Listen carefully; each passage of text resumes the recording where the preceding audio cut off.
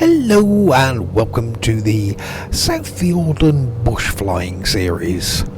And if you're new to me and this video series, check the link in the description to episode 1, which will tell you all about it, what we're doing and where we are. Set off on our next leg where the Fjord Tours brochure says we now head to South Hauroko. Hauroko. I've only ever written that down before, I never pronounced it. So Hauroko? Yeah, we now head to South Hauroko. That's near enough. Where the village is just a short walk from the airstrip, and you can relax there for a while and enjoy the peace and quiet of the lake. That's what the tour brochure says, but the staff documents also have notes for pilots. This one says, be aware there is an old woman who is usually at the airport and she will ask for a $2 landing fee. She's actually nothing to do with the airport, but pay her anyway or you will come back and find your tyres have been slashed. And don't try to argue with her because she may seem like a frail old woman, but she's stronger than she looks. Barber once did tell her that he wasn't going to pay, and you really don't want to know what she did to his joystick. So this can be quite a dangerous airfield to land at, but only if you don't have $2 in your pocket. A quick detour and a low pass of this little feature, which is a wild nun holding facility. As we pass by, you may be able to see some wild nuns in the fenced enclosure area. Yes, yeah, there they are. They've got a few in today. Yeah, with South Fiordland having a problem with wild nuns in the countryside, some of them do occasionally stray onto people's property, but fortunately there are wild nun capture teams who will come and trap them and then transport them there to the facility.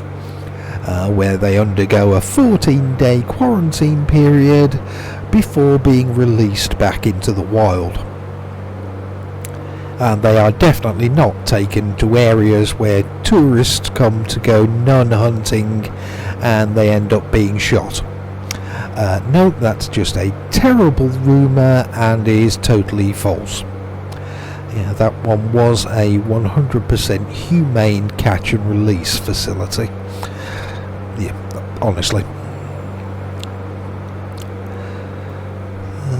Not too far to go. We're just over this ridge and we should be able to see the next airfield.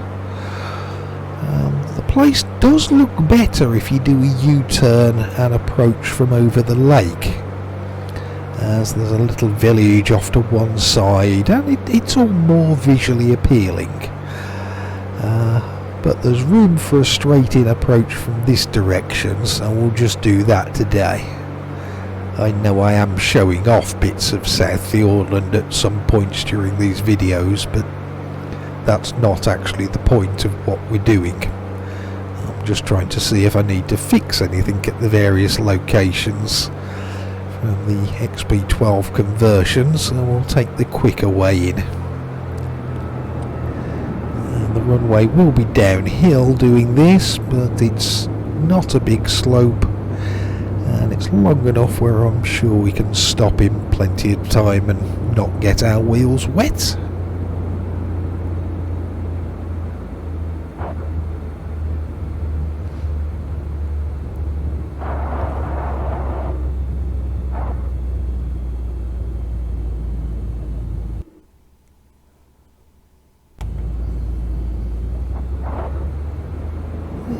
Seem too bad for a landing. One of the better ones I've done on this video series so far.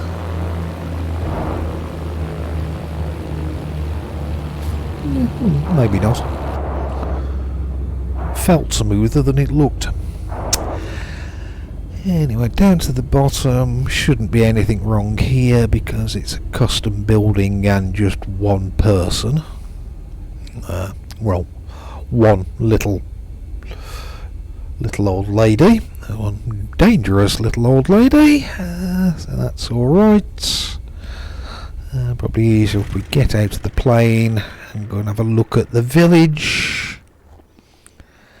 Nothing obviously missing from there. No purple boxes for missing objects. Yeah, that one's good.